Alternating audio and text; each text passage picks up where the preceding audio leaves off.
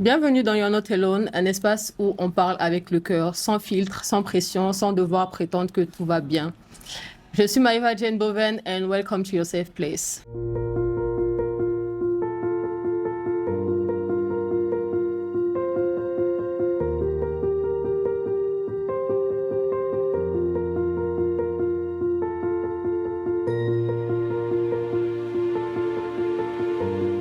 Ce premier épisode, je voulais être entourée de personnes avec qui je pourrais avoir une vraie conversation, pas seulement une interview, où on pourra parler, se permettre d'être vulnérable et surtout trouver des solutions afin de s'aider les uns les autres. Aujourd'hui, j'ai le plaisir d'être accompagnée de Chloé et Nefertiti, qui sont de très bonnes amies à moi depuis plusieurs années déjà. Et ensemble, on va parler de santé mentale dans sa globalité, mais surtout de comment est-ce que nos amitiés et nos relations amoureuses peuvent impacter autant pour moi notre santé mentale.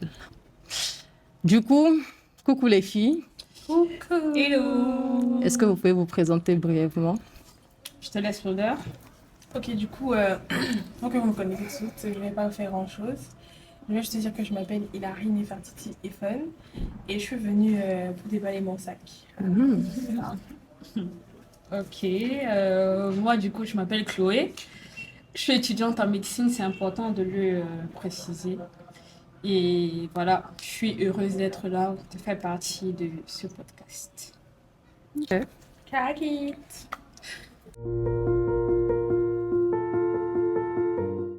Du coup, je trouve qu'on entend souvent parler de santé mentale et les gens se disent que la santé mentale, c'est soit aller bien, soit aller mal. Mais moi, je suis pas d'accord. Je trouve que la santé mentale, on parle de pensée, des émotions, de notre façon de percevoir le monde, de comment est-ce que, et surtout de la capacité à, comment je pourrais dire, à résoudre nos problèmes au quotidien. Donc, vous, comment vous définissez la santé mentale? Je commence? Vas-y. Bon, moi, je suis pas une personne qui parle beaucoup. Du coup, je vais dire simplement que c'est un état d'esprit, c'est un état de bien-être sur plusieurs plans, tels que émotionnel, spirituel, psychologique, affectif. Bref, c'est un état de bien-être. Et c'est quelque chose qui nous suit en permanence et qu'on ne peut pas fuir, en fait. Je pense que c'est, en gros, pour moi, ça, la santé mentale. En tant que bonne scientifique, j'ai fait ma recherche. Donc moi, j'ai la définition selon l'OMS, qui dit que la santé mentale est définie scientifiquement comme un état de bien-être mental qui permet à une personne de faire face au stress de la vie, de réaliser son potentiel, de bien apprendre et de bien travailler, de contribuer à la vie de sa communauté. En gros, je rejoins sa Ok. définition, quoi. Ok, très très intéressant. À quel moment de votre vie vous avez commencé à vraiment savoir ce que ça signifiait la santé mentale? Parce que je me dis en fait, des fois je trouve qu'on fait beaucoup et on se dit que parce qu'on va bien sur le plan physique, notre mental va bien aussi. À quel moment vous avez vraiment appris à différencier les deux, l'état physique et l'état mental? Ouais, c'est ma transition deuxième année, troisième année de médecine. C'était marqué Oui. par quoi? C'était marqué par un événement que je ne pensais pas, un événement triste, assez violent, que je pensais pas avoir été affectée. Je pense même toujours que j'ai pas été affectée. Mais le fait de me retrouver seule, de cogiter, m'a fait comprendre en fait que c'est important non seulement de se poser les questions sur son identité, Ouais. mais aussi de s'interroger réellement sur la santé mentale, que ce soit de toi, que ce soit des personnes qui t'entourent en fait. Donc c'est vraiment cette période-là. Ok. Bon, moi, je dirais tout simplement que la maladie, parce que vous savez que j'ai fait face à la maladie elle m'a beaucoup secouée et c'est à ce moment-là que j'ai compris que bah, oui, hein, il y a une santé mentale, ça existe vraiment. Donc, je ne vais pas rentrer dans les détails, mais c'est la maladie. Et c'était en 2023. 2023, oui. Depuis. Ok, super. Ok, du coup, moi, je trouve que notre entourage contribue beaucoup à notre état mental. Mais est-ce que vous pensez que les gens réalisent vraiment à quel point leurs actions, leurs paroles ou même leur façon de nous voir, entre guillemets, ça peut avoir un impact sur notre santé mentale. Est-ce que vous avez l'impression que notre entourage prend vraiment au sérieux, protège la santé mentale de ton prochain à travers tes actes, tes paroles, tout ça? Bon, moi, je pense que pas du tout. Je pense que les gens ne se rendent pas du tout compte de l'impact qu'ils peuvent avoir dans la vie des autres. Parce que je fais partie de ce groupe de personnes qui se rendent pas, honnêtement, oui. Je fais partie souvent de ce groupe de personnes qui se rendent pas compte des actions qui pourraient blesser mon prochain. Les gens ne voient pas en d'autres personnes la faiblesse. Ils voient juste soit des robots, soit des personnes lambda.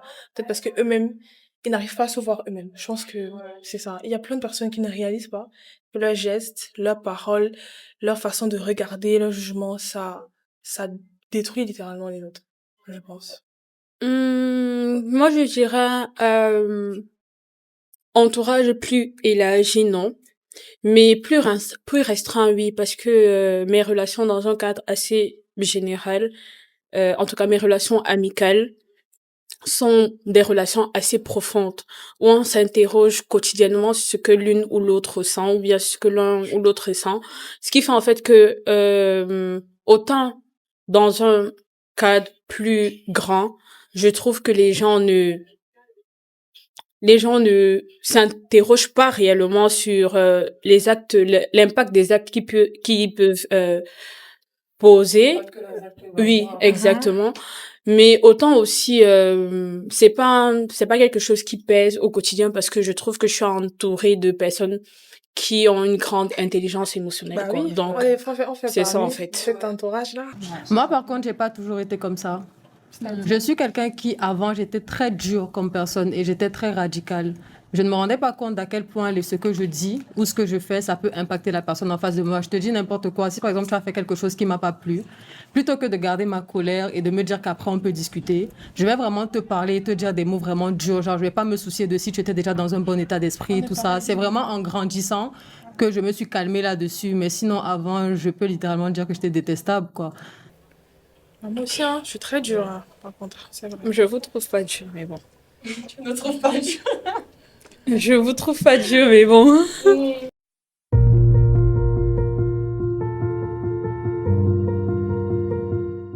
Je trouve qu'en Afrique, la santé mentale, c'est un sujet très tabou. Pour nous qui avons grandi dans des familles africaines, je sais pas, je trouve que, enfin, on a grandi nous trois dans les familles africaines, et je pense que c'est trois quand même d'éducation, je dirais pas différentes, mais c'est trois mondes différents quand même. Et je trouve qu'on a toujours été éduqués à être fort. Quand j'étais plus jeune, par exemple, soit on te dit que tu exagères, on te dit que tu en fais trop, que tu veux juste te faire remarquer, tu veux attirer l'attention, etc. Et j'entendais aussi, mais des fois, mes tantes et tout dire à mes petits cousins, un garçon ne pleure pas. Et j'étais en mode, pourquoi un garçon ne pleure pas, genre? Je me demande pourquoi est-ce que c'est toujours aussi difficile en Afrique de parler de sa santé mentale? Est-ce que finalement on n'a pas été éduqués à taire nos émotions lorsqu'elles ne sont pas positives? Je commence. Déjà, merci pour ta question. En fait, moi, je viens d'un milieu quand même où j'ai grandi avec une maman qui communiquait beaucoup. C'est-à-dire, j'ai pas eu vraiment de correction violente dans ma vie. J'ai pas eu des fessées, on m'a pas beaucoup grondé et tout ça parce que ma maman, c'était en fait quelqu'un qui communiquait. Et en réalité, pour communiquer avec moi, elle utilisait des expériences qu'elle a eu à vivre au quotidien. Ce qui fait en fait que moi, je me sens pas trop euh, mêlée, concernée, pardon, je me sens pas trop concernée dans cette mentalité-là. Je me sens pas trop concernée dans cette éducation-là parce que j'ai appris que tu peux communiquer tes émotions. Maintenant, à contrario, je me suis c'est quoi le terme? En gros, j'ai décidé de l'être moi-même. J'ai décidé de cacher mes émotions. Exactement. J'ai décidé de cacher mes émotions moi-même. Pas par rapport à l'éducation que j'ai vécue, mais plus par rapport à l'impact du fait d'être vulnérable dans ton environnement. C'est pas réellement. En fait, autant il s'agit de l'éducation première que tu reçois chez toi, autant en fait ton environnement a un grand impact sur la façon dont tu gères ta santé mentale au quotidien, quoi. Donc, mais sinon, quand j'essaye de voir vraiment au quotidien ce que les gens vivent, je me rends quand même compte qu'il y a il y a vraiment ce sujet, vraiment un problème dans la société, quoi. Un Oui, problème de mais santé publique. c'est vraiment un problème de santé publique, mais et c'est vraiment un problème de santé publique. Hein. Ah ouais? C'est vraiment un problème de santé, C'est c'est vraiment un problème de santé publique. Mais en tout cas, moi personnellement, ça vient pas de ma famille, ça vient Ok. pas de mon éducation, non. Moi, je dirais que c'est exactement ce que tu as dit. En Afrique, on nous a appris à garder pour nous et à paraître forte. Moi, je suis, entre guillemets, l'aînée de ma famille. Par des circonstances particulières, je suis l'aînée de ma famille. Et ceux qui me suivent sont que des garçons. C'est vrai que j'ai une dernière petite sœur, mais principalement des garçons. Ça fait que moi, ma mère et mon père m'ont toujours appris à être très dur, que ce soit avec eux, que ce soit avec moi-même. Il y a une scène, par exemple, où, petite parenthèse, mon petit frère m'avait manqué de respect. Et du coup, j'ai répété un câble. Je me suis mise à pleurer parce que j'ai eu très mal. Et je voulais m'exprimer, je voulais dire à mes parents qu'en fait ça me dérange parce que. Mais ma mère elle est venue me voir et elle m'a dit non, en tant que femme aînée, tu dois apprendre à garder pour toi et à rester forte. Du coup, dites-vous que c'est la première fois de toute ma vie où j'ai pleuré à l'intérieur. Je sais pas comment vous expliquer ça, j'ai pleuré à l'intérieur de moi. Et comme Chloé a dit, quand tu es dans une société comme la nôtre, où il y a des bourreaux partout, tu te retrouves à être obligé de prendre sur toi tout le temps et de faire bonne figure. Même si quelqu'un te fait du mal, tu fais croire à la personne et à tout le monde entier que ça t'a rien fait. Tu es obligé. Et c'est pas seulement, je pense pas que ça seulement en Afrique, mais principalement en Afrique, c'est vrai. Parce que nous, les Africains, on a été éduqués comme ça, que ce soit culturel, que ce soit ancestral, je sais pas. Mais c'est difficile de voir un papa pleurer. Je sais pas, pour la plupart d'entre nous, on n'a jamais vu notre père pleurer. Nos mères, oui. Nos oncles, jamais. Au deuil même, Ce sont les gangsters. ils sont des gangsters. Donc, c'est malheureux, oui, mais j'espère que dans les prochaines années, on va donner à nos enfants ça, en fait, cet héritage de, de santé mentale pure, en fait, de bonne santé. Ouais, je pense. J'espère, en tout cas. Ok, on va switcher et on va aborder un sujet qui est quand même assez important pour des jeunes filles comme nous et pour les jeunes garçons qui nous regardent aussi. Et on va parler d'amour un peu. Parce que je trouve que les relations amoureuses, franchement, Les mamans sont en train de je me sens même plus bien. Bref, je pense qu'on sous-estime énormément l'impact des relations amoureuses sur notre santé mentale. Du coup, moi, je vais vous poser une première question. Pour vous, quel est votre avis sur le fait de se perdre complètement par amour pour quelqu'un? Je vais reprendre la première parce que c'est bref. Je trouve ça débile. Parce que c'est vrai que je suis d'accord, on ne contrôle pas ses émotions et sa manière d'être en couple. On ne contrôle pas peut-être comment la personne en face de nous peut nous traiter, comment la personne en face de nous peut... On ne contrôle pas ce que les autres font. Mais ce qu'on contrôle, c'est notre réaction. Donc moi, j'estime que si tu donnes la possibilité à quelqu'un dans ta vie de venir jouer un rôle aussi primordial et crucial, c'est que c'est toi qui es débile en fait. Reprends-toi en main et ça ira. On a tous été éperdument Bon, amoureuses. techniquement, tu dis que Maëva Jane de 2019 était débile, quoi. Ah, je la connais pas. Donc, 2019, je connaissais pas de Maëva Jane, donc j'ai jamais dit ça. Mais c'est ce que je pense en fait, pour le coup. Oui. Je peux répondre à ta question. En fait, je me suis perdue dans mes pensées. Je suis en train de dire, qu'est-ce que tu penses du fait de s'oublier complètement par amour pour quelqu'un? Je ne pense pas que je le ferai parce que vous allez vous rendre compte dans ce podcast que je vais beaucoup utiliser je. C'est pas parce que je suis égocentrique, mais c'est plus parce que je prends exemple sur moi. Il n'y a pas de meilleur exemple que soi-même. Ouais. Donc, je pense pas que moi je pourrais. Je pense pas que moi je pourrais, mais je comprends en fait ceux qui se paient dans ça parce que au final, la plupart du temps, l'amour, le contexte relation amoureuse vient souvent combler des maux ou des vides qu'on a au quotidien. Ce qui fait en fait que ça devient un peu comme une drogue. Ça devient le plaisir que ça t'apporte, devient un peu comme une drogue. Ce qui fait qu'à la fin de la journée, tu te retrouves en train de... En redemander, encore. Exactement. Tu en demandes encore et encore et encore et tu oublies tes valeurs. Maintenant, moi, je pense pas que ça puisse m'arriver parce que moi, j'ai un grand amour. Je suis chrétienne. Dans mon grand amour, c'est Dieu. D'abord ton Dieu. Exactement. Ce qui fait en fait qu'à la fin de la journée, quel que soit le mal, quel que soit ce que je vis, je vais toujours me dire que Dieu, si Dieu a permis, ça veut dire qu'il sait que je peux surmonter ça. Donc en fait, pour toi, ta drogue, Ce que tu as dit, Exactement. Ma drogue, c'est Dieu. Ça sera jamais C'est un ça, en homme. fait. Ce sera jamais un homme. Avec grand H, pas En tout forcément. cas, j'espère vraiment. Mais en tout cas, quand je vois ma façon de penser, ma fondation, ce sera pas un homme. En tout cas, si c'est que l'homme arrive à prendre cette place, c'est que je me suis lassée de Je comprends. ce côté-là, en fait. Est-ce que je peux rebondir sur ce qu'elle a dit? Bien sûr. En fait, je suis complètement Dieu, d'accord. Je suis complètement d'accord avec elle. Sauf sur le point où tu dis que tu comprends les personnes qui se laissent aller, qui s'abandonnent et qui s'oublient dans les relations parce qu'elles ont des mots qui les minent, en gros. Ce sont des traumas, je sais pas, des daddy issues, des mommy issues. Bref, elles ont des traumas qui font que la personne en face devienne un facteur important pour elle. Moi, je suis celle qui pense que si tu te guéris pas toi-même, c'est pas quelqu'un d'autre qui va te guérir. C'est pas à travers la personne en face qui va te guérir. C'est pour ça que je pense que c'est justement, je vais pas dire le débile, c'était fort, c'est vrai, mais je trouve ça pas très intelligent de se mettre en couple avec quelqu'un en attendant que cette personne vienne combler ce que tu n'as pas. Donc, toi, tu es comblé parce que tu as ton Dieu. Donc, ce que Dieu te donne est incommensurable. Ce qui fait que lui, la personne qui va t'accompagner, ton chéri, entre guillemets, n'aura pas à combler les vides là parce que Dieu, déjà, c'est ta drogue.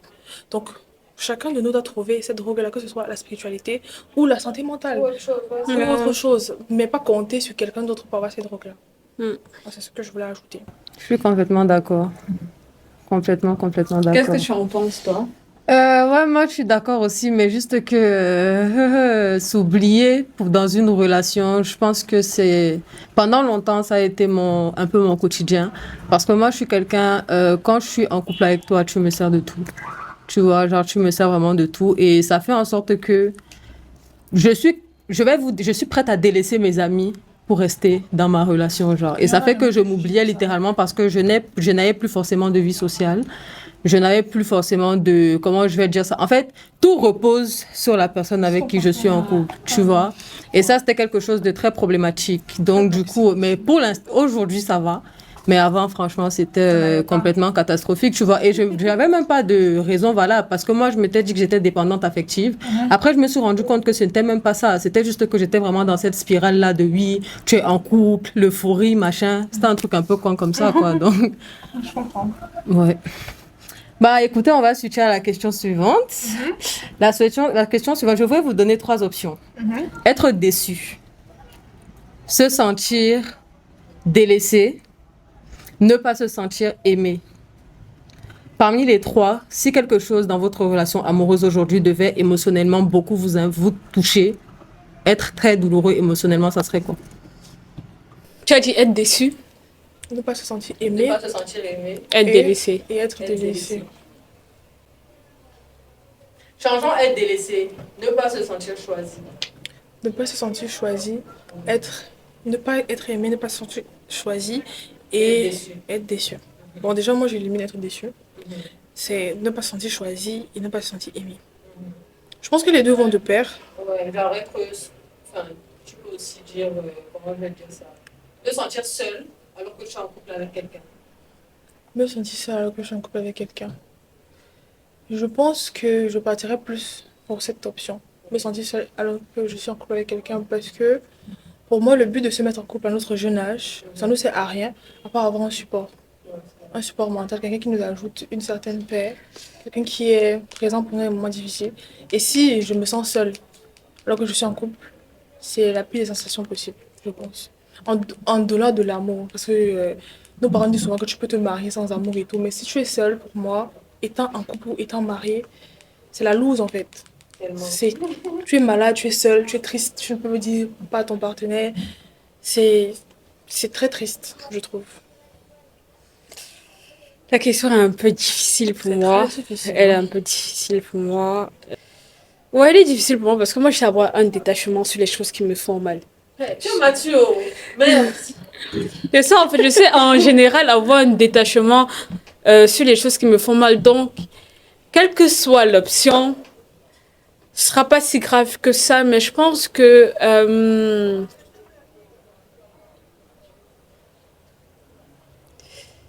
être déçu, être déçu, être déçu parce que à la fin, enfin, être déçu, oui et non. Être déçu, en fait, le souci avec le fait d'être déçu, c'est que bien que la douleur soit forte à l'instant, le dégoût sera plus fort. C'est ça, en fait, tu vois. Le dégoût sera plus fort, ce qui va faire, en fait, que à la fin de la journée, j'aurai mal, mais je vais me reprendre parce que je vais me dire, ah, il ne me méritait pas. Je sais pas si tu vois un peu. Donc, ça fait mal, mais c'est passager. Ne pas être choisi, bon, je vais développer les trois aspects. Ne pas être choisi, ça revient au même, c'est-à-dire, je ne suis pas, tu ne me choisis pas. Ok, tu ne me mérites pas. Je sais pas comment expliquer en fait. C'est ça. En fait, la vérité, c'est que tu as une très forte estime de ta personne. Exactement. C'est exactement. En fait, j'ai une très forte. Je ne suis pas. Je suis pas parfaite. Forcément, il y aura mieux, forcément. Mais je sais que je travaille en fait sur moi. Je travaille beaucoup sur moi, sur mes valeurs en général, sur la personne que je veux devenir.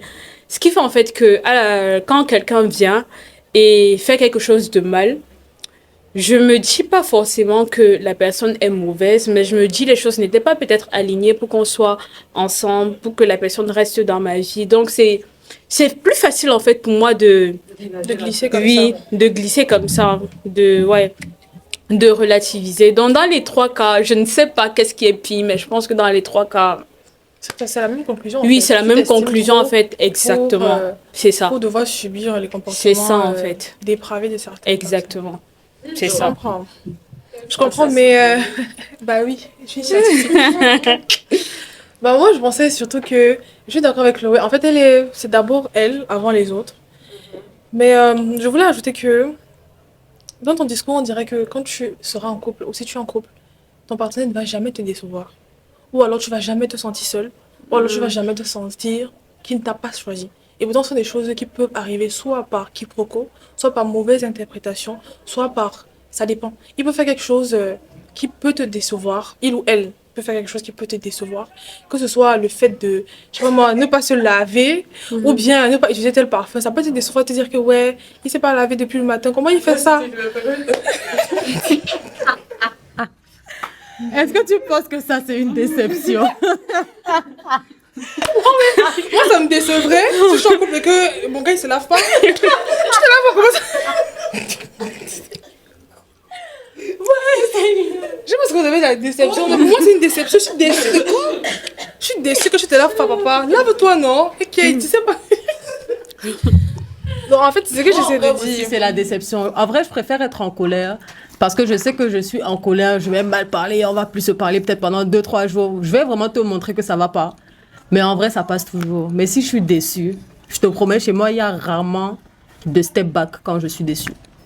Moi, je trouve plus que... Je te comprends, tu vois, je vous comprends. Mais je trouve que quand tu es en couple, tu vois, la personne en face peut te décevoir. Moi, j'ai pris un exemple qui fait rire, mais la personne en face peut te décevoir parce que toi, peut-être, tu attendais beaucoup plus de la personne, tu vois.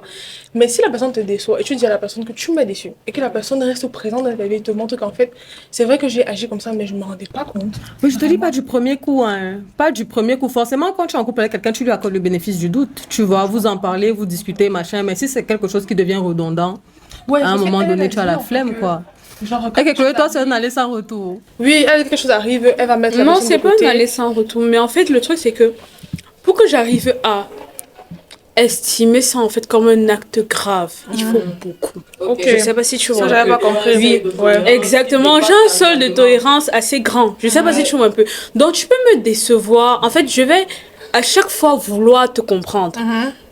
À chaque fois, ça veut pas Mais dire il y que a je vais déjà pas parler. déception. Exactement. Il y Mais a tu as déjà dit ta déception ouais, plusieurs fois, exactement. mais c'est Je quand vais tu es à bout. exactement. Là, Tu ça sais. devient du dégoût. Donc, tu peux me décevoir, tu peux me faire vraiment des trucs que quelqu'un va estimer de bien trop graves. Mais en fait, moi, je vais essayer de te trouver des raisons. Et je vais en fait me dire qu'on ne vient pas du même milieu, tu vois. Du coup, c'est possible que tu réagisses comme ça, que tu me fasses mal, mais que c'était pas ton intention Je suis en fait. totalement d'accord. Exactement. C'est Ce ce qui que fait en fait j'expliquais. que ça va. Et c'est pour ça que je disais que quand tu es en couple, tu peux accepter la déception. Mhm. Parce que là, tu vas te mettre à la place de ton partenaire. Tu es déçu, mais tu vas comprendre la personne. Et la personne, vu que la personne est présente pour toi, tu vas essayer de la comprendre, te mettre à la place de la personne. Et c'est quand la personne va déborder que tu seras déçu, tu vas mettre de côté. Mais alors que quand tu es seul dans la relation, c'est un état en fait. C'est un peu comme si tu parles, la personne n'est pas là. Genre, je sais pas comment vous expliquer, tu es dans un couple où, oui, soit la personne ne te comprend pas, vous ne vous comprenez pas, ou soit quand tu as vraiment besoin de lui ou elle, il n'y a personne. Il n'y a personne pour le coup. Je vais dire quoi? Parce que maintenant, il y a les nouveaux adjectifs là-dedans, tu sais quoi? Je sais plus. Et en fait, la réalité, c'est que je comprends ce que tu dis, tu vois. Mhm, Mais je veux pas paraître insensible, tu vois. mhm. Mais à la fin de la journée, ça va me faire mal. Mais ça va pas durer. Je vais me sentir seule. Mais je vais apprendre très vite à m'adapter à Bien sûr. cet état-là. Je sais pas si tu vois, en fait. Ce qui fait, en fait, que ton absence peut me faire mal, tu vois. Mais ça n'aura pas l'impact, en fait, l'impact vraiment négatif, en fait. Je sais pas si tu peux être là, Mhm, on est ensemble, je me sens seule ou bien tu n'es pas présent. mhm. Les premiers jours, ça va pas. Mais après, je Tu m'adapte. t'habitues. Je m'adapte. Et c'est ok, en fait. Je sais pas si tu vois. Et tu te mets en avant. Mais c'est ça, en fait. Je me... Je te mets surtout en avant, tu passes à autre chose. Exactement.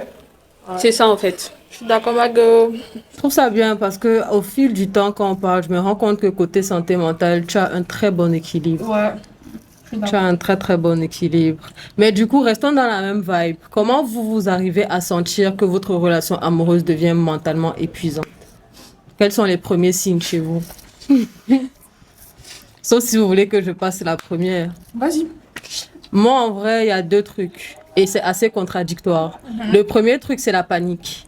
Je suis tout le temps en panique, c'est-à-dire, si par exemple la personne doit sortir avec ses potes, tout ça, machin, je suis tout le temps en mode merde. Qu'est-ce qu'il fait? Avec qui? Pourquoi? Comment? Si je t'envoie un message, tu fais 30 minutes, tu me réponds pas mal, je suis en mode, ah ok, tu parles déjà à une autre fille. Tu es en train de faire connaissance, tu vois ce que je veux dire? Ça, c'est le premier truc dans le cadre où je veux encore être dans la relation et tout machin. Et le truc vraiment pire chez moi, c'est l'indifférence. Tu commences à faire ce que tu veux. Je vais plus te faire de remarques, je vais plus te trucs machin. Mais sauf que moi, j'ai vraiment l'indifférence chez moi. Après, ça veut dire que je suis en train de me détacher émotionnellement. Tu vois? Donc, je suis là physiquement et un beau Je suis jour, là, je suis on peut là, être au coucher.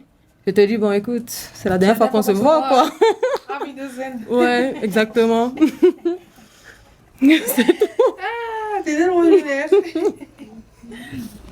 C'était bien beau, mais faut passer à Non, autre j'ai chose. besoin de réfléchir. Bon, du coup, moi, c'est assez simple. Je pense que je commence à voir que la relation pèse, autant pour moi, énormément sur la santé mentale quand le négatif dépasse le positif, tout simplement.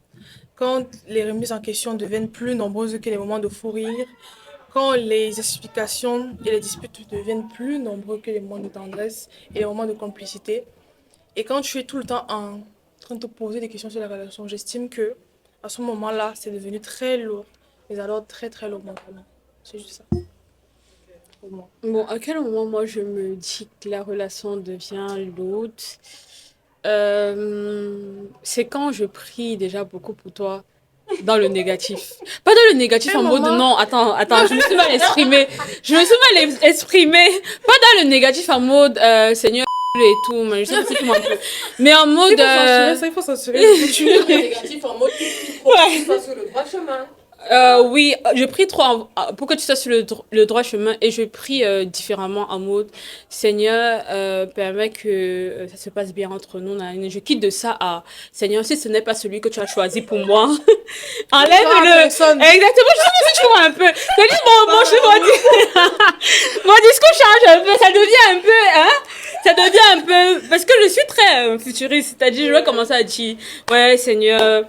Ce n'est pas pour moi, personne. Je prie pour nos projets, je prie pour nos projets, je prie pour ceci, je prie. Il y aura beaucoup de nous. Mais quand je commence déjà à dire que bon, si c'est pas celui que tu as choisi pour moi, enlève-le, si, machin. Et quitte la terre. Ah, ça veut dire que ce que tu fais commence à me faire douter de nous, en fait. Oui, ça commence à nous faire. Après, épuiser, non. J'ai pas encore été dans un cadre où la relation m'épuise. C'est vraiment ma grâce. C'est-à-dire quand j'entends souvent les gens dire gourmand à gauche, gourmand à droite, moi, je suis pas mêlée.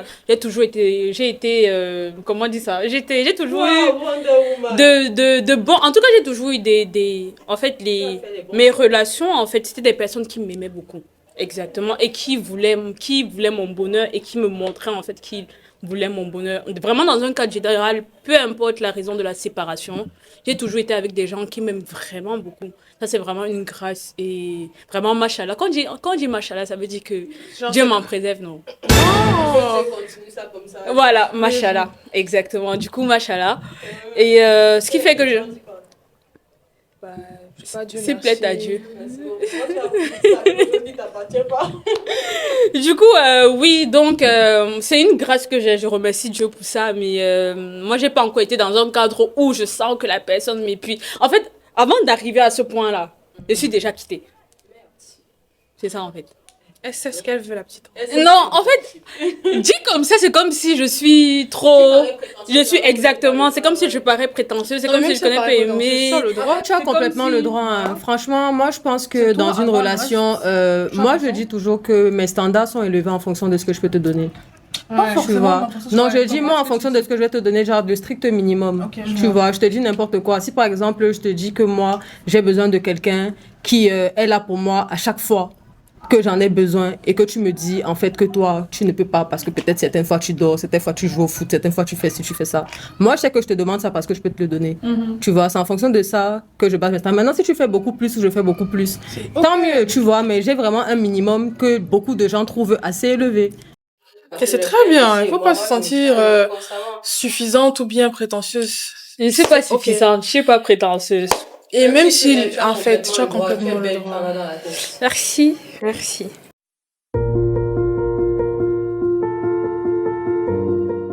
Est-ce que vous avez déjà eu affaire à une relation où vous avez perdu confiance en vous? Je réponds vite parce que c'est rapide, non.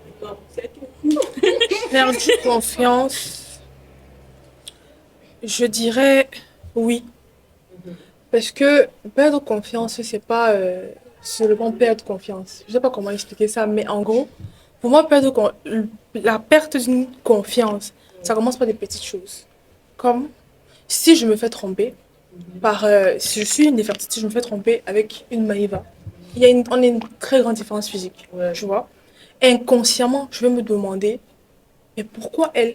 Je sais pas, est-ce que toutes les filles, à un moment donné, se sont déjà posé cette question. L'homme te trompera toujours avec tout ce qu'il veut pas que tu sois. Exactement. Et c'est pas, je ne devrais pas me poser la question, j'ai conscience, on a toute conscience que on ne doit pas se poser cette question-là, mais je suis convaincue que toutes les femmes, c'était à chaque fois qu'il y a eu tromperie, elles sont toujours au moins posées la question que, mais pourquoi elle?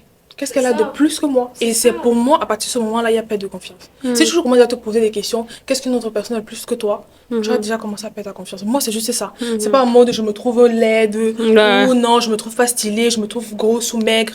Pas du tout. C'est juste le fait de me poser des questions par rapport à une autre fille, une autre personne, à me dire que, mais pourquoi elle?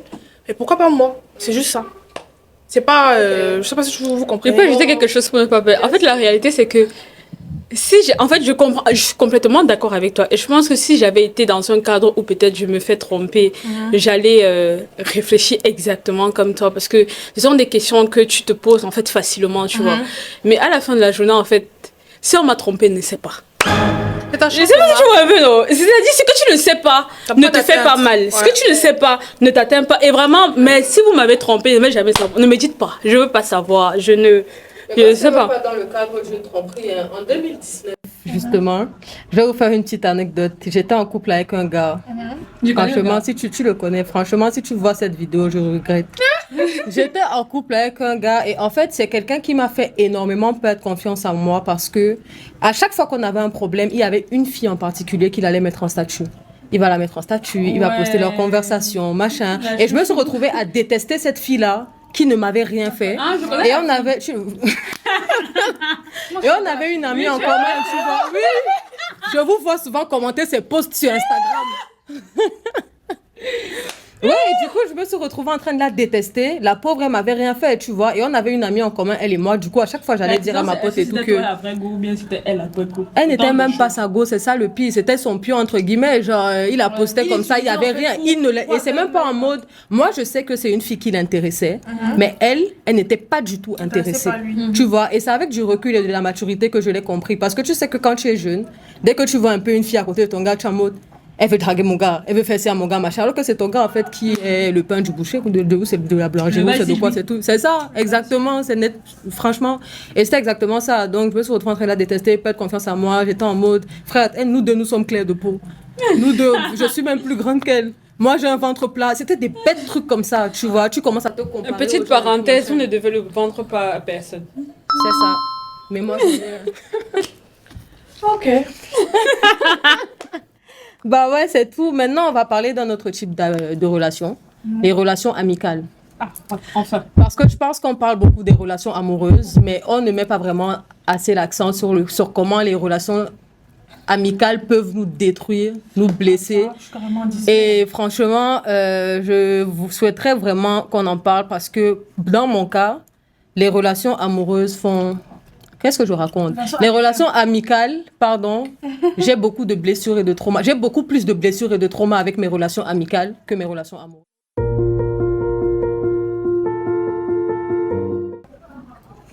Vous êtes scotché à mes lèvres. Bien sûr. Qu'est-ce qui rend les relations amicales aussi douloureuses parfois? Je pense que, pour moi et rien que pour moi, les déceptions amicales sont les plus douloureuses parce que euh, on attend beaucoup de nos amis. J'attends beaucoup plus d'une amie que d'un petit ami. J'attends beaucoup plus vraiment d'une amie parce que c'est une famille qu'on choisit volontairement. Ce sont des personnes, en général, des fois, hein, c'est pas en général, qui nous connaissent souvent mieux que nos propres familles. Ce sont des personnes qui sont présentes, qui nous voient pleurer, qui nous voient dans nos gourmands, dans des situations, qui nous voient mal habillés, qui nous voient bien habillés, qui nous voient dans toutes les positions. Ce sont des personnes qui sont là, surtout pour nous qui ont laissé le cocon familial. Elles sont là en permanence. Et ce sont des personnes à qui on s'ouvre, on se livre réellement, sans jugement. Parce que quand tu as en face de toi une Chloé ou Maëva Jen, tu te rends compte en fait que ce sont des personnes qui te regardent sans jugement. Même si je dis tout de suite là que j'ai fait une dinguerie, vous allez tous faire sauf me juger. Et du coup, si une personne comme l'un d'entre vous deux me déçoit, je vais difficilement m'en remettre. Je vais difficilement me pardonner. Je vais très très difficilement parce que je suis très radicale. Très radicale à ce sujet. Donc c'est pour ça que ça me fait mal en fait. Elle a tout dit, hein. Je suis complètement d'accord avec elle. Je pense juste que c'est une question d'attente. C'est-à-dire, moi aussi, j'attends plus de mes relations amicales que de mes relations amoureuses, en fait. On sait, Chloé, on sait. Oui, je sais que tu sais. Mais c'est ça, en fait, la réalité. Parce que pour ceux qui vont croire que j'étais radicale, que j'avais pas de cœur avec les hommes, c'est totalement l'inverse en amitié. C'est En très amitié, vrai. je suis Très, très vrai. complète. Je suis très sensible, très, ouais. Elle est- C'est Waouh. négatif.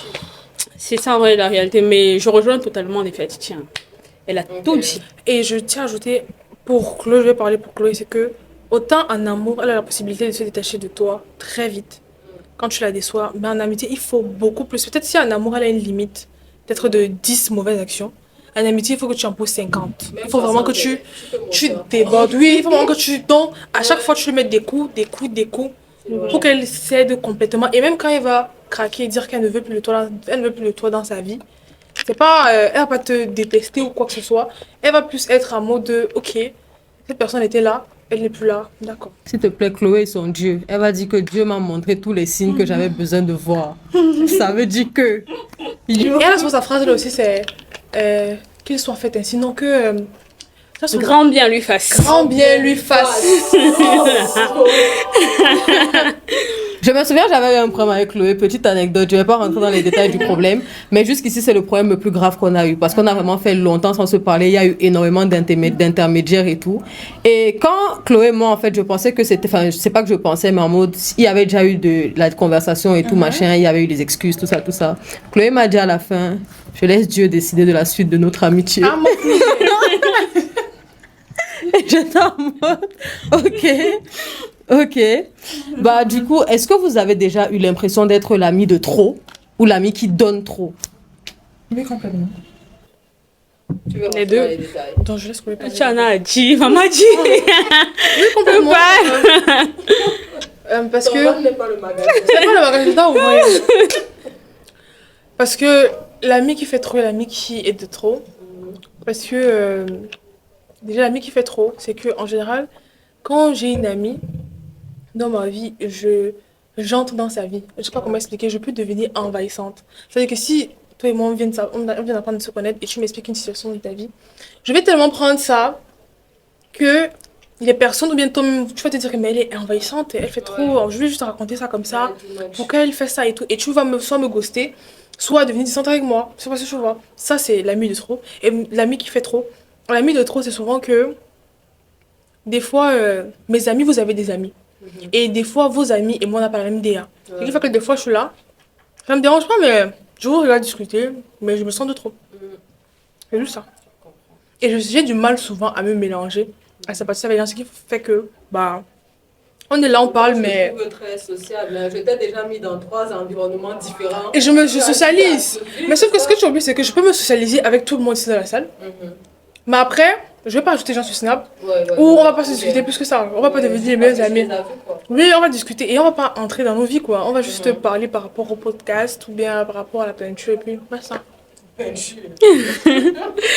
L'ami qui fait trop, non. Parce que je trouve que je donne jamais assez pour mes amis. C'est une bonne Je façon de veux penser. toujours faire plus. Je ne me retiens pas ce que je fais pour mes amis. L'ami de trop non plus, parce que je ne me retrouve pas très souvent dans un contexte où on me fait comprendre que je suis de trop, ou bien je ne me retrouve pas dans un contexte où je ne suis pas à l'aise, tout simplement. C'est-à-dire, si je me retrouve quelque part et je suis pas à l'aise, je vais partir. Je vais jamais me trouver de trop, en fait, parce que De toute façon, tu pars. en fait, du moment Pas, moi, je n'y vais même pas. Toi, tu pars de l'endroit. Ouais. Moi, je ne vais même pas à C'est ça en l'endroit. fait. c'est ça, en fait, je ne me retrouve pas dans ce genre. Ou bien si, mais en tout cas, à un moment donné, si c'est que je me sens de trop, soit je vais pas rester, soit je vais trouver un moyen de ne pas me sentir. Et en parler à la personne De trop. concernée, peut-être. Euh, Pas forcément en parler, tu vois, parce que je trouve que dans le contexte où tu te trouves souvent de trop, enfin, pour rejoindre ce que toi tu as dit, c'est souvent ce que la personne aime. Je sais pas si tu vois un peu. Si la personne peut-être aime être dans les coins où il y a du monde, aime être dans les coins où les gens fument, être dans... Je suis pas que j'ai pas dit que je condamne les gens qui fument, mais habituellement, c'est ce que la personne aime. Et c'est ce que toi, tu n'aimes pas. Et c'est pas parce que toi, tu n'aimes pas que tu dois forcément imposer ta façon de penser à l'autre, tu vois. Après, c'est pas parce que tu vas discuter que tu vas imposer, tu vois. Mais quelque part, en fait, la personne voudra faire un effort par rapport à ça. Alors que toi, en soi, ça ne te dérange pas que la personne fasse ça. C'est juste que toi, ça te dérange d'être là. Je sais pas si ce que je Ouais, dis... je comprends. Et Ça comme c'est tient, ça en fait. ouais. C'est donc, je veux pas que tu changes ça en fait. C'est juste moi, je veux pas être là. Et forcément, je vais essayer de trouver des moyens qu'on se retrouve dans un cadre où je vais pas me sentir comme Le ça. problème aussi, c'est que tout le monde ne comprend pas, tu vois. Toi, en mode, c'est pas l'action de la personne qui te dérange, mais genre, t'as pas forcément envie de partager ce moment-là avec lui. Tu veux partager quelque chose d'autre. Mais le truc, en fait, c'est que quand tu prends, tu te dis que tu vas lui dire, en mode, écoute, fais ton truc, on va essayer de programmer un autre. Tu en as qui le prennent mal. Ouais. Bon, après, ça, c'est pas de ton ressort. Hein. Donc, moi, Comme on dit, on est responsable de ce qu'on dit et non de ce que la personne comprend. C'est ça. C'est clair. merci beaucoup parce que j'utilise beaucoup cette phrase. Ça me plaît. J'aime beaucoup. Je trouve, dans mon sens, je trouve qu'il est assez difficile de poser des limites aux personnes qu'on considère réellement quand leur amitié devient trop mentalement lourde. Comment ça mentalement? Je te dis n'importe quoi. Moi, je suis quelqu'un, bon, vous me connaissez, quand je suis amie avec quelqu'un, j'achète les problèmes de mes amis. Très mal. Je suis commerçante. Donc, franchement, je suis vraiment en mode, je prends les problèmes des gens comme si c'était les miens, tu vois. Et je me suis rendu compte que dans certaines de mes amitiés, ça impacte ma santé mentale dans la mesure où je reste comme ça tous les jours, je stresse pour toi. Fais un truc, je suis comme ça, genre ça me fait littéralement, je ne dors pas, il n'y a que toi dans ma tête alors que je peux faire plein de trucs constructifs, tu vois. Comment vous gérez des trucs comme ça? Parce que je vous cache parce que c'est une situation que je vis actuellement et j'arrive pas forcément à gérer. Et c'était quoi ta question? C'était La question de Comment est-ce que tu réussis à poser des limites à quelqu'un que tu considères réellement quand tu trouves que son amitié devient lourde, genre son amitié commence à jouer sur ta santé mentale, le fait d'être ami avec la personne, ça te pèse mentalement? Moi, ça m'est jamais arrivé un peu. Ah J'ai ouais. jamais été amie avec quelqu'un. Et ça pèse, parce que moi, quand je suis amie avec toi, je suis amie avec toi jusqu'au bout. Hein. Moi, je suis d'accord avec toi, mais je suis pas forcément en train de parler de l'amitié dans sa généralité. C'est pour ça que j'ai développé. Je parle des actions que la personne peut poser. Tu vois ce que je veux Ouais, dire? je comprends ce que tu peux C'est pas dire. que je suis en train de te dire que tu dois enlever la personne de ta vie ou quoi que ce soit, machin. Ça va pas, c'est pas aussi deep que ça. C'est vraiment en mode les actions que la personne pose au quotidien. Ça peut être, par exemple, des choix qu'elle fait pour sa vie. Et tu te rends compte que ce sont ses choix à elle. Mais Ça qui t'aiment pas, t'impacte, elle, oui. exactement, c'est ça. Ouais. Moi, je pense, du coup, vu ton explication, que pour moi, je mets des limites à partir du moment où je me rends compte que la personne en face n'agit plus par sa volonté, mais est influencée. Ok. C'est ça mon seul souci en amitié. C'est ça qui peut me faire mettre des barrières. Je peux pas avoir un conflit avec Chloé et Chloé me dise que ouais, t'as grosse tête. Parce qu'elle a pensé que j'ai une grosse tête. Ou bien elle a pensé me dire que j'ai une grosse tête. Mais pas parce que Marie lui a dit qu'elle a une grosse tête. Je déteste ça plus que tout. J'aime pas Les gens qui n'ont pas de moutons. personnalité. C'est ça en fait. Parce qu'en général, les problèmes qu'on a souvent, c'est parce que je vais dire entre guillemets. Du genre, non, ton gars pense que tes amis t'influencent, non. Et du coup, toi, dans ta tête, tu commences à te dire que non, Marie va m'influence en fait. Chloé, ce qu'elle me dit, c'est pas. Et du coup, tu commences à faire en fonction de ce que ton gars t'a dit ou bien tel ami t'a dit pour faire tes conflits. Je disais ça plus que tout. C'est juste ça ma limite. Moi, j'aurais deux réponses. Premièrement, je dirais que je suis entourée de personnes quand même qui ne... Exactement, des personnes qui ne se retrouvent pas beaucoup dans la merde. On va dire ça comme ça. De personnes assez intelligentes. En tout cas, je me rassure de ça.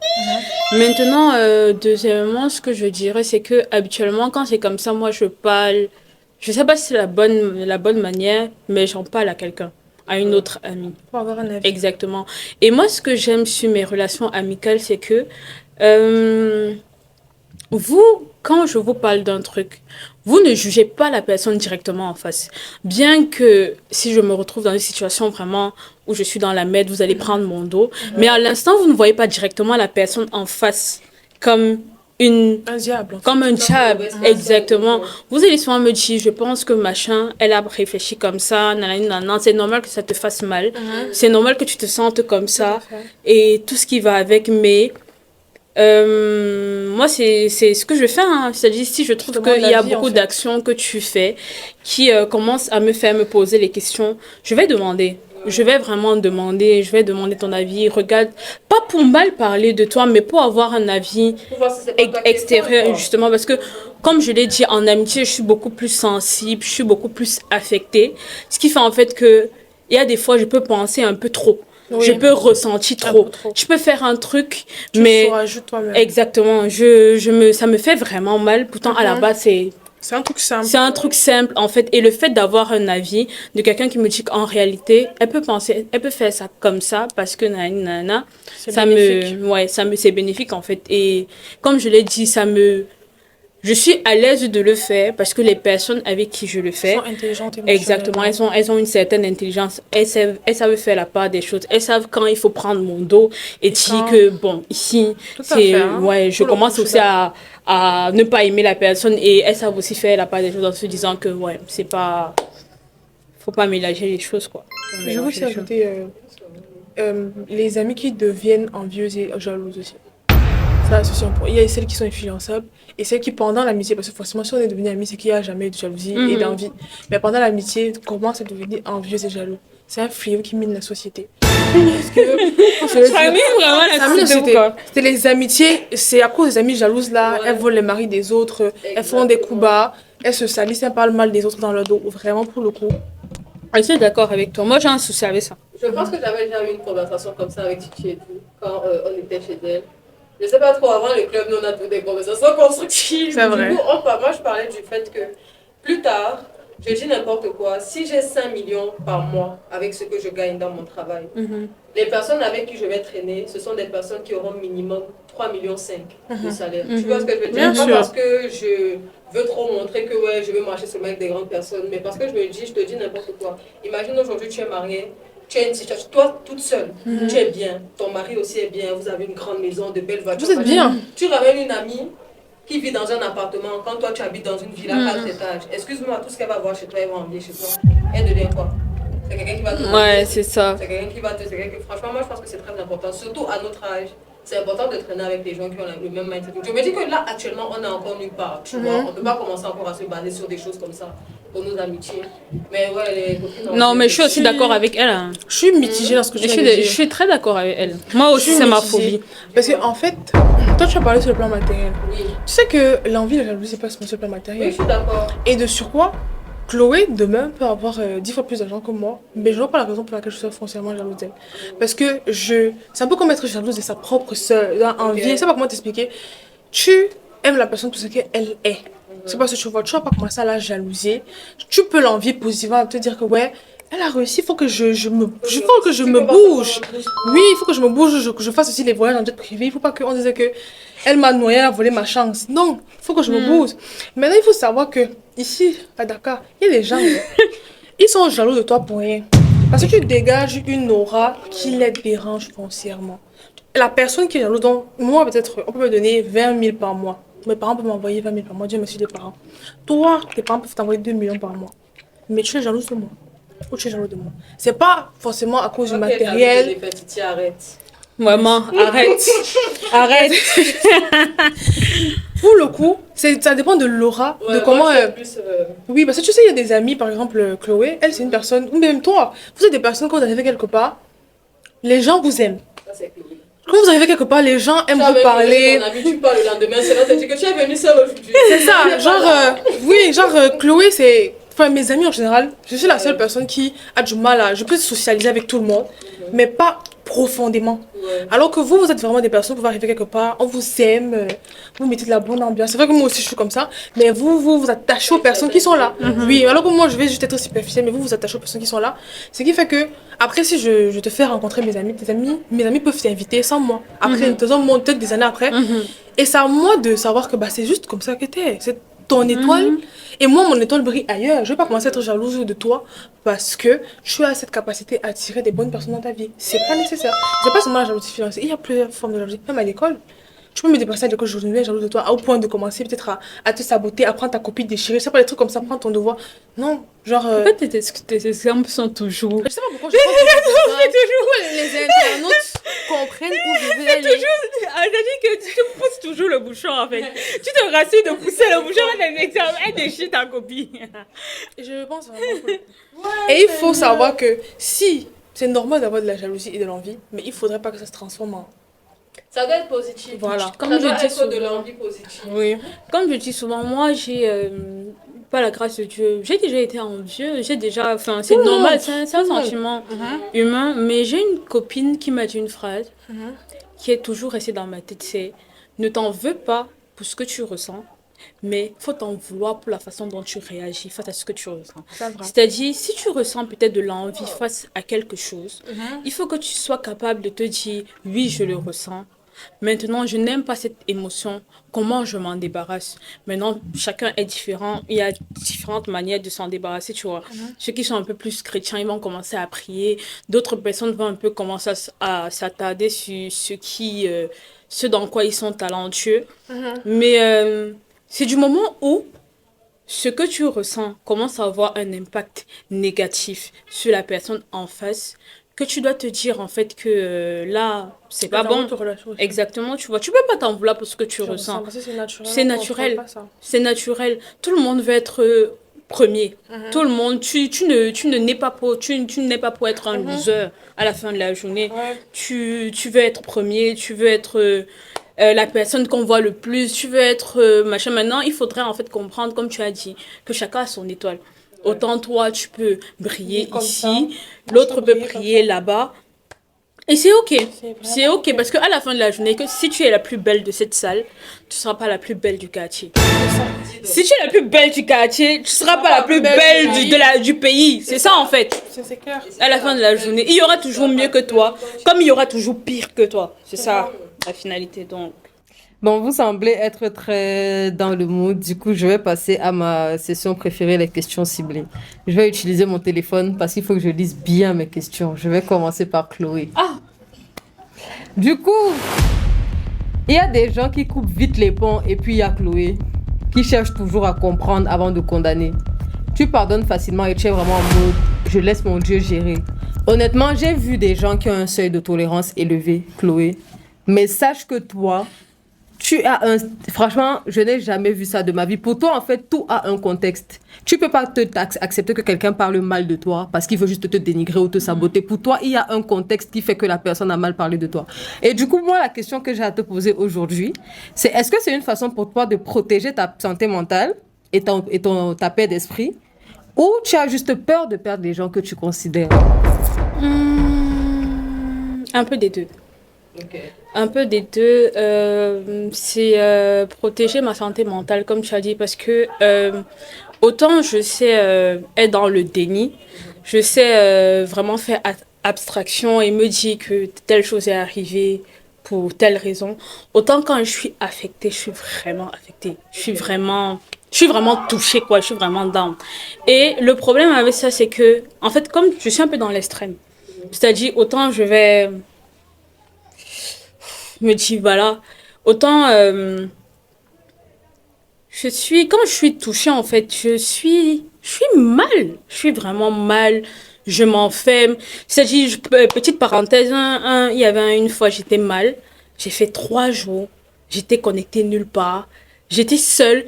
Elle est venue chez moi. Elle a failli casser la porte parce qu'elle était en mode. Mon Oui, père tu es m'a appelé. où? Mon père a appelé. Tu vois, je suis un peu comme ça. Je suis vraiment dans l'extrême. Donc, ne me détacher en fait des situations me permet en fait de ne pas arriver à cette douleur-là. Donc, quelque part, en fait, je me protège, tu vois. Et quelque part aussi, c'est parce que j'ai peur de perdre. J'ai aussi peur de perdre certaines personnes. Et là, c'est un peu plus sur le point amical, tu vois. Sur le point amical, je suis vraiment beaucoup attachée à mes relations amicales. Mes relations amicales, dans un cadre assez général, sont des relations très profondes. Je n'ai pas 10 000 amis, mais les amis que j'ai sont vraiment des amis avec... Ce sont des amis très proches, des amis avec qui je me mets à nu. Donc, me dire que je vais recommencer ce cycle-là, parfois, ça me fait un peu peur. Du coup, quand tu poses un acte, automatiquement, parce que je ne veux pas te perdre, parce que je sais que si je me mets dans un certain état, je ne vais pas pouvoir continuer avec toi. Pour ne pas te perdre, je te trouve des raisons. Je te trouve des raisons. Dieu merci, la plupart du temps, ces raisons sont valables. C'est-à-dire, ces raisons sont valables la plupart du temps. Non, je regrette pas mon choix. Et quand je discute avec la personne, je me rends vraiment compte que ma raison, en fait, avait Raison. exactement, ma raison avait un sens. Et voilà quoi. Donc, c'est un peu ça. Un peu des deux, comme je t'ai dit. Bah, je suis très fière de toi et de ta réponse, Chloé. Je suis très, très contente. Et je passe à Titi. Titi et moi, on s'entend bien parce qu'on a beaucoup de similitudes. Nous sommes deux personnes très impulsives. Et je sais que quelque part où Chloé va me dire, Maëva Jane, tu as mal fait. Titi va me dire, tu n'as même pas assez fait.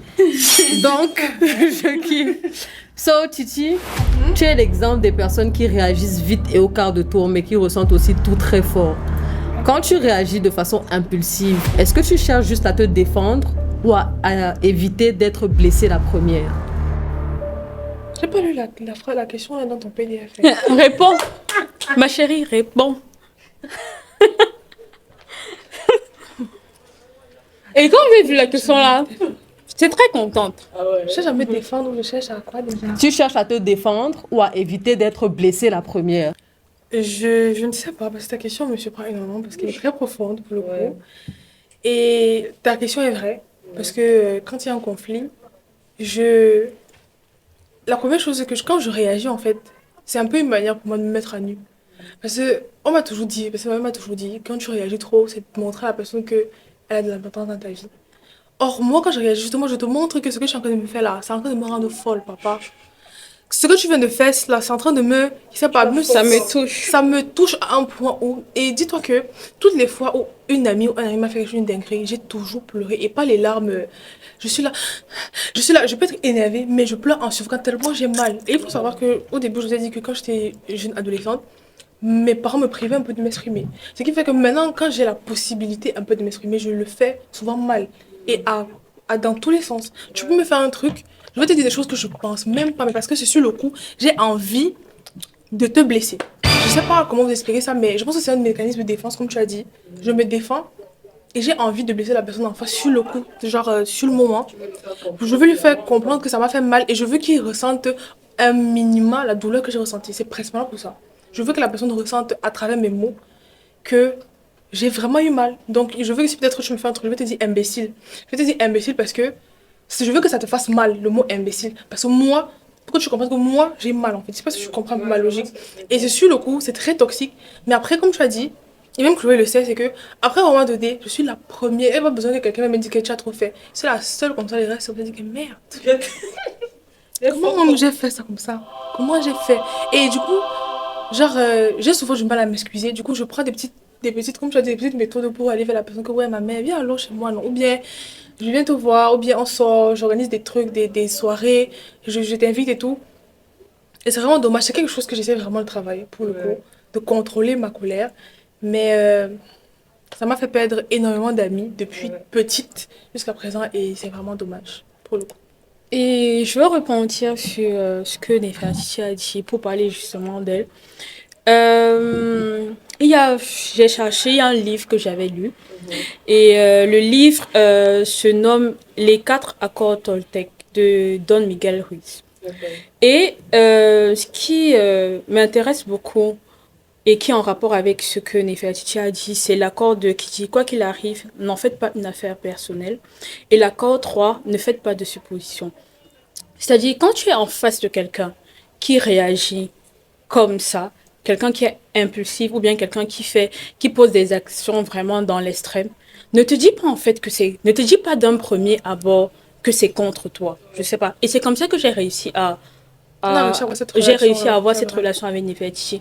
Parce que à la fin de la journée, en fait, me dire en fait qu'elle ne fait pas les choses contre moi m'a aidé en fait à comprendre et aller vers elle après pour lui dire comment tu te sens réellement. Qu'est-ce que tu sens? En fait, à mettre ses émotions en avant. Parce que je trouve que très souvent, ce qui crée le problème, c'est ta fierté. Lorsqu'elle te dit un truc qui te blesse, ta fierté est touchée. Et parce que ta fierté est touchée, tu veux en fait te braquer. Sauf que dans certains cas, et surtout quand tu es face à ton ami, en fait, tu dois te dire que à la fin de la journée, elle a mal. Elle réagit comme ça parce qu'elle a mal. Elle réagit comme ça pour telle raison. Et parce qu'elle est mon amie et parce que je la connais, elle ne peut pas me dire des choses comme ça parce qu'elle le pense vraiment. Je sais pas si tu vois un peu. C'est-à-dire, elle est assez une bonne personne pour me faire du mal comme ça volontairement. Et du coup, après, j'ai souvent tendance à aller vers elle et lui dire, ce que tu as fait m'a fait mal. Mais c'est pas ça le plus important. Comment tu te sens? Qu'est-ce que tu ressens en fait? Pourquoi tu as réagi comme ça? Qu'est-ce que tu ressens? Et après, quand elle parle, tu te rends vraiment compte que elle est vraiment sensible en fait. C'est vraiment parce qu'elle t'aime qu'elle réagit comme ça. Et si elle t'aimait pas comme ça, elle n'allait pas réagir comme ça. Je sais pas si je vois un peu. Et donc, à la fin de la journée, en fait, c'est difficile, c'est ça la vie. Hein. Tu auras des gens tu auras des personnes qui seront différentes, mais il faut parfois prendre le recul, être la personne qui prend le recul pour se poser en fait les questions sur la situation quoi. Et moi, je ne connais pas je le dis tout le temps, je connais pas une Nefertiti impulsive. Je ne la connais pas. Bah, moi, je sais parce que je suis comme ça, mais sinon, en vrai, d'un point de vue extérieur, pas du tout. Du fait que vous savez un peu comment me prendre, ça fait que j'ai du mal à être naturellement méchante avec vous. Genre normal. Parce que, comme tu as dit, on peut avoir un conflit. Et la manière dont tu vas réagir pendant le conflit, ça fait que, de façon inconsciente, je vais me calmer. Genre, je vais même pas penser à un truc mauvais, rien, rien. Juste parce que tu as été, comme tu dis, tu as pris le recul, tu as été douce malgré le fait que j'ai voulu être agressif. Ce qui fait qu'au fil des mois et des années, on arrive maintenant à mieux communiquer sans que je sois dans l'impulsivité. Bon, les filles, on touche à la fin de notre petite conversation, mais on va juste conclure en disant que, personnellement, hein, je trouve que prendre soin de sa santé mentale, les gens, je pense qu'ils give up souvent parce que soit ils veulent pas avoir des psys, se disent que vas-y, c'est trop d'argent, c'est trop de ceci, c'est trop de cela. Alors que moi, je pense qu'on n'a même pas besoin d'aller aussi loin. Ça se repose sur des choses simples. Se fatiguer quand tu te sens trop, quand tu sens que tout est trop. Vraiment essayer de déculpabiliser. Parce que je pense qu'il y a aussi ça, on culpabilise énormément. Dire non quand c'est trop. Écrire ce que tu ressens si jamais tu aimes écrire, parler à quelqu'un de confiance. Moi, je pense que extérioriser, c'est très, très, très important. Donc, moi, ce que je vais vous demander, c'est de donner chacune un seul exemple de ce que vous faites pour garder votre paix mentale. Je vais donner 2 exemples. Parce que j'ai décidé. En fait, non, je vais donner 2 exemples parce que c'est vraiment divergent. Premièrement, moi, je vais parler pour les chrétiens. Je vous dirais de prier. La prière sauve, la prière apaise et la prière trouve des solutions. Donc, moi, je vous dirais de prier, premièrement. Et deuxièmement, je vous dirais de vous retrouver seul. Parce que c'est bien, on dit souvent qu'il faut demander de l'aide, il faut prendre des conseils et tout ce qui va avec. Mais à la fin de la journée, en fait, si tu écoutes beaucoup plus les autres que toi, tu vas adopter une personnalité qui n'est pas la tienne. Je sais pas si tu vois. Mais le fait de te retrouver en fait seul, de te poser de bonnes questions, te permet déjà de mettre l'accent sur les mots que tu as pour pouvoir maintenant essayer toi-même par toi-même déjà de trouver des solutions. Et maintenant, dans le cadre où tu ne trouves pas des solutions, tu pourras maintenant montrer ou mettre le doigt aux autres pour qu'ils puissent t'aider en fait. Donc, se retrouver souvent seul. En tout cas, moi, quand je vais mal, je me retrouve seule. Vous n'allez plus me voir sur WhatsApp, Instagram, Snapchat, LinkedIn. Vous n'allez plus me voir nulle part. Je reste, je me pose des questions, je me demande ce qui va pas, pourquoi je me sens comme ça et qu'est-ce que je peux faire. Et maintenant, dans le cadre où je trouve pas de solution, je suis entourée, je suis très bien entourée quoi. En tout cas, moi j'aime mes amis. C'est... Bon, ça dépend. Moi, je dirais pareil, la prière. Bon, elle a parlé dans le cadre chrétien. Là, je sais que tout le monde prie, hein, que ce soit les musulmans. Tous ceux qui croient, priez votre Dieu. Prions notre Dieu. Et pour ceux qui ne croient pas, je sais pas. Pour vous, là, je sais pas. Asia. Et contrairement à Chloé, elle dit que vous devez vous entourer. Vous devez pas vous entourer. Parce qu'elle elle est émotionnellement stable déjà, je pense. Pour ceux comme nous qui ne sont pas émotionnellement stables, moi je vous dirais entourez-vous des bonnes personnes.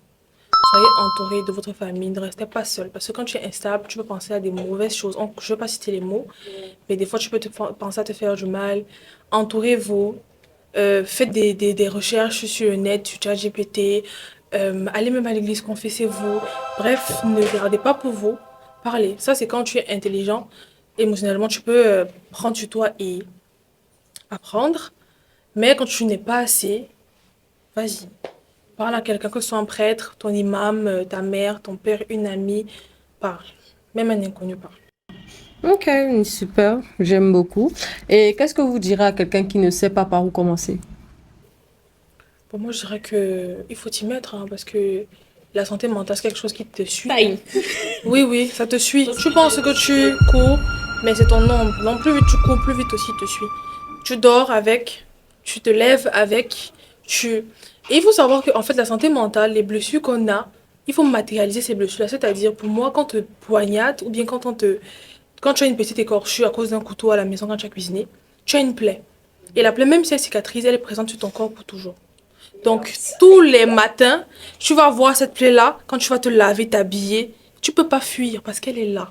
Donc, au lieu d'essayer de fuir la blessure ou les blessures, affronte-les, ça va aller parce que de toute façon, tu les porteras toute ta vie. Bon. Bon, moi, je m'aurais pas dit de les affronter parce que mon option, c'est le déni. Hein. C'est faux souvent être dans le déni. C'est important d'être dans le déni. Ça aide. Ignorant, les gars. Ouais. Le fait d'être ignorant. En tout cas, moi, je peux pas donner des conseils comme Nefertiti parce que moi, je fais l'inverse. C'est-à-dire, c'est l'ignorance qui m'aide. C'est le détachement qui m'aide.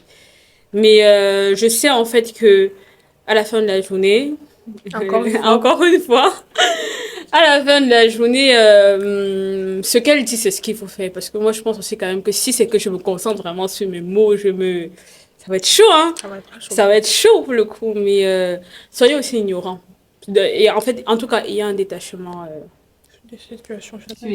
Je suis complètement d'accord. Dans notre société, on est obligé de toujours être productif, de toujours aller bien. Au travail, par exemple, on te dit que laisse tes problèmes personnels à la maison. Quand tu arrives ici, tu dois travailler, tu dois faire ci, tu dois faire ça. Mais il est important que vous sachiez que vous avez le droit d'être fatigué. Vous avez le droit d'être triste. Vous avez le droit d'en avoir marre. Et il faut vraiment essayer de vous retrouver avec vous-même au maximum et de vraiment faire en sorte que vous mettez un point, je sais pas, je parle pas trop français, mais bref, en fait, trouvez le point de faille afin de pouvoir le résoudre. Ne restez pas dans le déni comme Chloé dit, vous. Elle est stable, vous n'êtes pas stable. Donc, Ne restez pas dans le déni. C'est vrai qu'on dit que ce que tu ne sais pas ne peut pas te faire de mal, mais dans la santé mentale, je trouve que c'est très important de poser un point sur ce qui nous fait mal, parce que c'est ce qui va nous aider à évoluer. Si vous avez la possibilité, voyez des psys. C'est cher, hein. Et surtout, Le déni. il ne faut pas mourir ignorant. C'est ça. Mourir bête. Moi, j'ai jamais vu de bête. Maman me dit toujours qu'on ne meurt pas bête. Faut pas être le déni, c'est bien dans certaines situations. Faire semblant de pas connaître, de pas comprendre, c'est bien. Mais être foncièrement dans l'ignorance, c'est pas bien. C'est ça. Normalisez le fait que vous n'allez pas bien. Écoutez les filles, ça m'a fait très très plaisir d'avoir cette conversation avec vous. Nous aussi, mais on est un peu habitués. C'est vrai, parce que nous on a tout le temps des conversations constructives, mais voilà ce que j'aimerais vous dire à vous, c'est qu'aucun mal-être ne doit vous faire vous croire que vous n'êtes pas worried, clairement. Merci. Donc voilà, je suis très très très contente de cet échange. Merci à vous d'avoir été là. Et merci à vous qui nous écoutez, qui nous Et je regardez. serai toujours là. Oh, merci mon bébé. Et si jamais cet épisode vous a plu, n'hésitez pas à vous abonner, à Likez. partager autour de vous. Partagez. Et voilà. Et surtout, n'oubliez pas, you are not alone. Et on vous fait des bisous. Your mind matters, your voice matters, you matter. Take a breath, your story's just beginning.